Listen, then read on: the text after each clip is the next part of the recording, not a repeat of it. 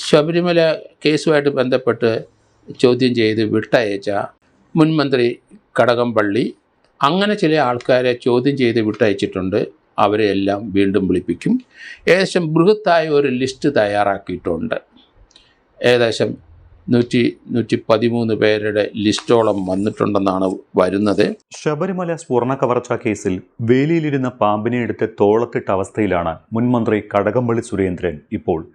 വിശദീകരണ കുറിപ്പ് നൽകുന്ന ഒരു വാർത്താ സമ്മേളനത്തിലൂടെ താൻ കുഴിച്ച കുഴിയിൽ താൻ തന്നെ വീണു എന്ന് പറയുന്നതാണ് ഇപ്പോഴത്തെ കടകംപള്ളി സുരേന്ദ്രൻ്റെ അവസ്ഥ. താനുമായി പരിചയമുണ്ടായിരുന്നുവെന്ന് ഉണ്ണികൃഷ്ണൻ പോറ്റി പ്രത്യേക അന്വേഷണ സംഘത്തിന് നൽകിയ മൊഴിയിൽ വിശദീകരണം നൽകുന്നതിനാണ് കടകംപള്ളി സുരേന്ദ്രൻ വാർത്താ സമ്മേളനം നടത്തിയത്. പക്ഷേ അത് മറ്റൊരർത്ഥത്തിൽ സ്വർണ്ണക്കൊള്ളക്കാരനായ ഉണ്ണികൃഷ്ണൻ പോറ്റിയുമായി തനിക്ക് നേരിട്ട് ബന്ധമുണ്ട് എന്നും താൻ പോറ്റിയുടെ വീട്ടിൽ പോയിട്ടുണ്ട് എന്നും സമ്മതിക്കുന്നതായി. പക്ഷേ ഒന്നല്ല, പലവട്ടം പോയിട്ടുണ്ട് എന്ന് കണ്ട നാട്ടുകാരും പറയുന്നു. സ്വർണ്ണക്കവർച്ചയിൽ തനിക്ക് പങ്കൊന്നുമില്ല എന്ന് പറയുന്ന കടകംപള്ളി സുരേന്ദ്രന് ഉണ്ണികൃഷ്ണൻ പോറ്റിയുടെ വീട്ടിൽ പോകാൻ മാത്രം എന്താണ് ബന്ധമെന്ന ചോദ്യമാണ് ഇവിടെ ഉയരുന്നത്. 2017 മുതൽ കടകംപള്ളി സുരേന്ദ്രനുമായി പരിചയമുണ്ട് എന്നും അദ്ദേഹം തൻ്റെ വീട്ടിൽ വന്നിട്ടുണ്ട് എന്നും ഉണ്ണികൃഷ്ണൻ പോറ്റി പ്രത്യേക അന്വേഷണ സംഘത്തിന് മൊഴി നൽകിയിരുന്നു. ഇത് സ്ഥിരീകരിക്കുന്നതാണ് കടകംപള്ളിയുടെ വാർത്താ സമ്മേളനം. 2017 2018 മറ്റോ താൻ ഉണ്ണികൃഷ്ണൻ പോറ്റിയുടെ വീട്ടിൽ പോയിട്ടുണ്ട് എന്നാണ് കടകംപള്ളി പറയുന്നത്. വർഷം ഓർമ്മയില്ലത്രേ. പക്ഷേ ഒരു ചെറിയ കുട്ടിയുടെ പിറന്നാൾ പരിപാടിയിലോ മറ്റോ പങ്കെടുക്കുന്നതിനാണ് പോയത് എന്നും അത് പക്ഷേ ഇന്നത്തെ പോറ്റിയല്ല അന്നത്തെ പോറ്റിയെന്നും കടകംപള്ളി സുരേന്ദ്രൻ പറയുന്നുണ്ട്. അതും താൻ പോയത് പോലീസ് അകമ്പടിയിലാണ് എന്നും കടകംപള്ളി പറഞ്ഞു വെക്കുന്നുണ്ട്. 2 തവണ കടകംപള്ളി തൻ്റെ വീട്ടിൽ വന്നിട്ടുണ്ട് എന്നാണ് ഉണ്ണികൃഷ്ണൻ പോറ്റി SITക്ക് മൊഴി നൽകിയിരിക്കുന്നത്. മന്ത്രിയായ ശേഷമുള്ള ആദ്യ ശബരിമല തീർത്ഥാടന കാലത്താണ് പോറ്റിയെ പരിചയപ്പെടുന്നത് എന്ന് കടകംപള്ളി സുരേന്ദ്രൻ വിശദീകരിക്കുന്നു. പോറ്റിയുടെ നിർബന്ധപ്രകാരമാണ് ചടങ്ങിന് പോയത്. ഇന്നത്തെ പോറ്റി ആയിരുന്നില്ലല്ലോ അന്നത്തെ പോറ്റി എന്നാണ് മുൻ മന്ത്രി കൂടിയായ കടകംപള്ളി നൽകിയ വിശദീകരണം. 2017-18 കാലത്താണ് വീട്ടിൽ പോയത് എന്നാണ് ഓർമ്മ. വർഷം കൃത്യമായി ഓർക്കുന്നില്ല എന്നും പോലീസ് എസ്കോർട്ടിലാണ് പോയത് എന്നുമായിരുന്നു മാധ്യമപ്രവർത്തകരോട് കടകംപള്ളി പറഞ്ഞത്. അന്ന് അവിടെ ഒരു ചടങ്ങ് നടക്കുന്നുണ്ടായിരുന്നു. ഏതോ ഒരു കുഞ്ഞിൻ്റെ പിറന്നാൾ ആഘോഷമോ മറ്റോ ആയിരുന്നുവെന്നാണ് ഓർമ്മയെന്നും കടകംപള്ളി ഓർത്തെടുത്ത് പറയുന്നു. അതിനുശേഷം താൻ ശബരിമലയിലേക്ക് പോയി എന്നുമാണ് അദ്ദേഹത്തിൻ്റെ വാദം. പോറ്റിയെ ശബരിമലയിൽ കണ്ടതായി ഓർമ്മയുണ്ട് എന്ന് കടകംപള്ളി പറയുന്നുണ്ട്. ശബരിമലയിൽ നിൽക്കുന്ന പോറ്റിയെയും കണ്ടിട്ടുണ്ട്. ഇന്നത്തെ തരത്തിൽ അല്ലല്ലോ അന്ന് കണ്ടിട്ടുള്ളത് എന്ന കടകംപള്ളിയുടെ വാക്കുകൾ ശ്രദ്ധിക്കണം. തനിക്ക് പോറ്റിയെ അറിയാമെന്നും പലവട്ടം കണ്ടിട്ടുണ്ട് എന്നും അദ്ദേഹം സമ്മതിക്കുകയാണ്. പക്ഷേ ഇത് ഇന്നത്തെ പോറ്റിയാണ്.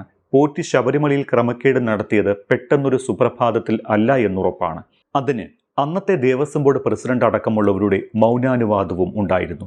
ബോർഡ് പ്രസിഡന്റിന്റെ അനുവാദം ഉണ്ടെങ്കിൽ ദേവസ്വം മന്ത്രിയുടെ അറിവും ആശീർവാദവും ഉണ്ടായിരിക്കില്ലേ എന്ന് ആരെങ്കിലും സംശയിച്ചാലും തെറ്റു പറയാനൊക്കില്ല. പക്ഷേ പോറ്റിയുമായി തനിക്ക് മറ്റേതെങ്കിലും തരത്തിലുള്ള ബന്ധമുള്ളതായി കടകംപള്ളി സുരേന്ദ്രൻ പറയുന്നില്ല. പോറ്റിയുടെ വീട്ടിലെ സന്ദർശനത്തെക്കുറിച്ച് SIT ചോദിക്കാതെ തന്നെ അങ്ങോട്ട് പറഞ്ഞു എന്ന് അവകാശപ്പെടുന്ന കടകംപള്ളി സുരേന്ദ്രൻ പക്ഷേ പറയാതെ പോയ കാര്യങ്ങളാണ് കൂടുതൽ.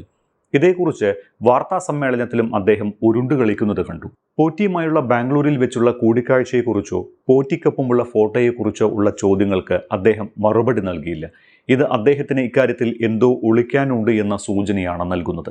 ഉണ്ണികൃഷ്ണൻ പോറ്റി തന്നെ ശബരിമലയിൽ വെച്ച് കാണുമ്പോഴൊക്കെ ഉദാരമതികളായിട്ടുള്ള നല്ല മനുഷ്യരെ കണ്ടാൽ അവരോടെല്ലാം പാവപ്പെട്ട ആളുകൾക്ക് എന്തെങ്കിലും സഹായം നൽകണമെന്ന് പറയാറുണ്ട്.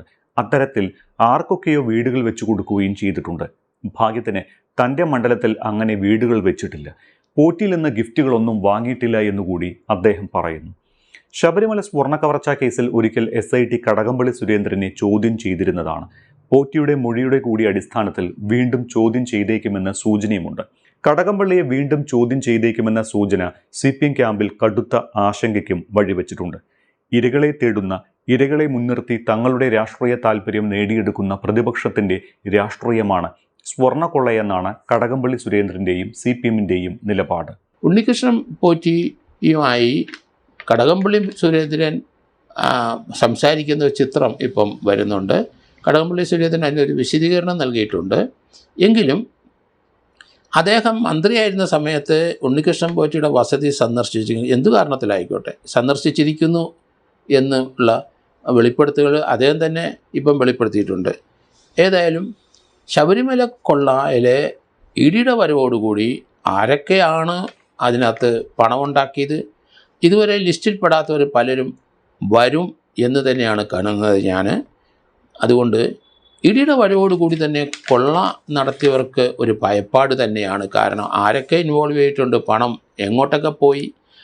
ആ പാർട്ടിയിലെ ഉന്നതരായ പലരെ ഇപ്പോൾ അറസ്റ്റിലുണ്ട്. അവർ സമ്പാദിച്ച ഇതിൽ നിന്ന് അവർ നേടിയെടുത്ത സ്വർണം നല്ലൊരു ശതമാനം മറ്റു പലത്തേക്കും പോയതായിട്ടാണ് മനസ്സിലാകുന്നത്. അത് ഇഡിക്ക് മനസ്സിലായിട്ടുണ്ട്, SITക്കും മനസ്സിലായിട്ടുണ്ട്. അതുകൊണ്ട് അതിശക്തമായ നടപടിയിലേക്ക് SITയും പോകും, ഇഡിയും തീർച്ചയായിട്ടും മുന്നോട്ട് പോകും എന്ന് ഞാൻ കരുതുന്നു.